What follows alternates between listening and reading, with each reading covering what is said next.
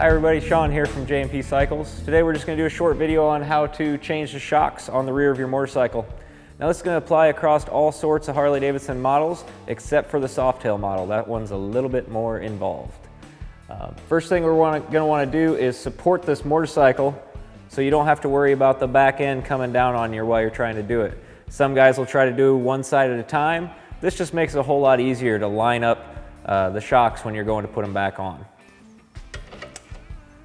We can loosen up our shock mounts.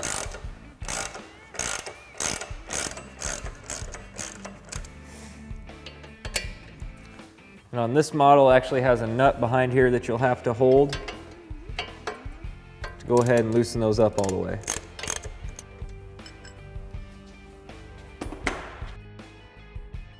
Once you get them loosened up enough, I always like to take the bottom shock mount off first.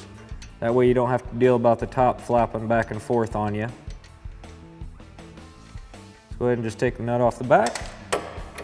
Now you can use this jack to adjust your back shocks just a little bit so this will be loose and it'll pull right out. You don't have to fight it.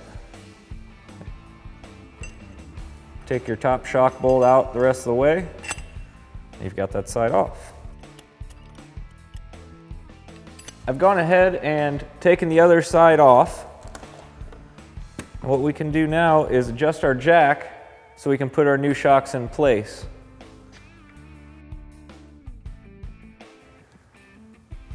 Just every once in a while check to see how close you are. And go a little bit more. Now each kit that you purchase is going to come with its own wide variety of spacers. That way the shocks can fit any number of models. What you want to make sure you do is just go ahead and read your instruction sheets and make sure that you're using the correct combinations of spacers for your applications.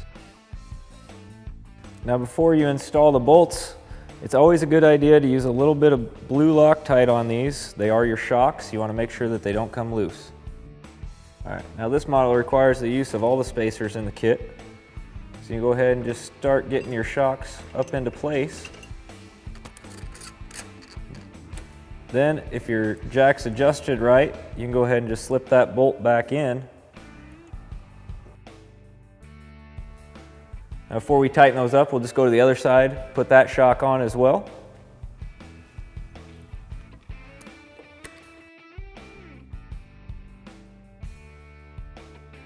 Now we can go ahead and get our bolts tightened and torqued down.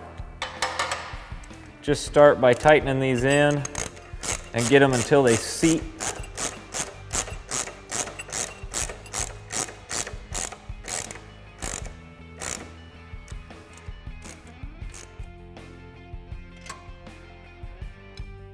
Once you get those snugged up, go ahead and check your service manual.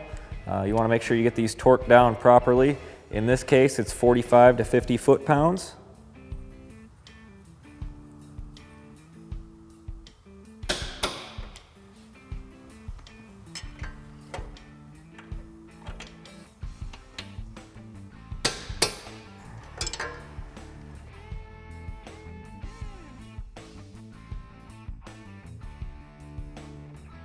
All right, we finished torquing down the other side.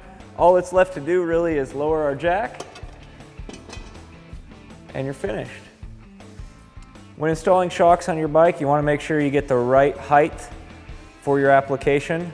You can find a wide selection of shocks on our website at www.jpcycles.com. Thanks for watching.